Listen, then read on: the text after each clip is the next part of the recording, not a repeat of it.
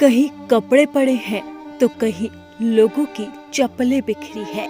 हर तरफ सिर्फ और सिर्फ लाशें बिछी है।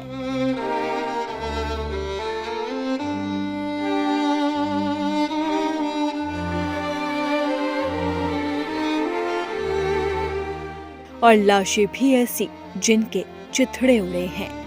किसी का सिर धड़ से अलग है तो किसी की आते ही निकली है।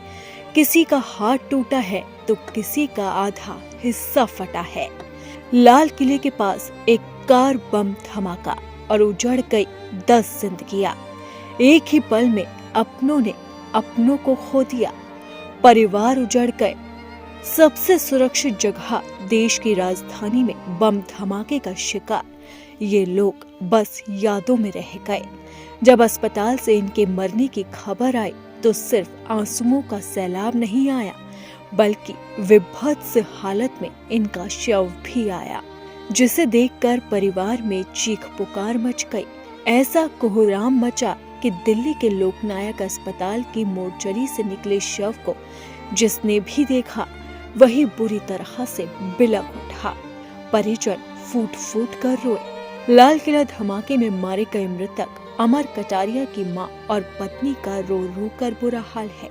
अमर कटारिया दिल्ली के श्रीनिवासपुरी के रहने वाले थे।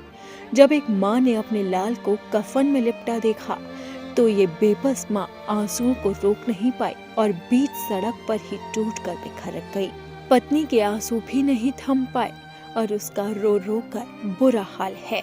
वहीं लोकनायक अस्पताल के शवगृह विस्फोट में मारे गए पंकज के शव की शिनाख्त की गई।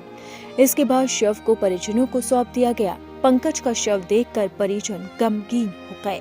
वहीं दिल्ली विस्फोट में मारे गए ओमान का शव भी परिजनों को सौंपा। ओमान का शव देखकर परिजन बिलख पड़े। इस दौरान किसी तरह परिजनों को संभाला गया। इस विस्फोट में मोहसिन के परिजनों का भी रो रो कर बुरा हाल है। ब्लास्ट में मारे गए जुम्मन के शरीर को मौलाना आजाद स्थित शवगृह लाया गया। परिवार ने जुम्मन की पहचान कपड़ों से की। जुम्मन का पैर और आधा सिर गायब है। जुम्मन के चाचा ने बताया है कि उसकी पत्नी विकलांग है और 4 बच्चों में 3 बेटी और 1 बेटा है। जुम्मन की उम्र महज 35 साल ही है और वो ई-रिक्शा चलाता था, लेकिन अब वो सिर्फ यादों में रह गया, जिसके बाद उसके परिवार का बुरा हाल है। ऐतिहासिक लाल किले के पास कार धमाके के बाद इलाके में चीख पुकार मच गई। धमाके की गूंज शांत होते ही राहगीरों की नजरें चिथड़ों पर पड़ी। अगले ही पल मंजर चित्कारों से गूंज उठा। चश्मदीदों के अनुसार शुरुआती कुछ पल में तो किसी को कुछ समझ नहीं आया, मगर हादसे की भयावहता को देखते हुए राहगीरों ने घायलों की मदद करनी शुरू कर दी। आलम यह हुआ कि एम्बुलेंस आने से पहले ही घायलों को ई-रिक्शा से अस्पताल पहुंचाया गया। इस बीच कुछ लोगों ने अपने निजी वाहनों से भी घायलों की मदद की। लोगों के अनुसार घटना के तुरंत बाद सड़क पर धुआं फैल गया और कई वाहनों में आग लग गई। धमाके के कुछ देर तक लोगों को समझ नहीं आया कि आखिरकार हुआ क्या। वहीं कहराती आवाजों को देख राहगीरों ने मानवता का परिचय देते हुए मदद करनी शुरू कर दी। घायलों को अस्पताल पहुंचाया गया।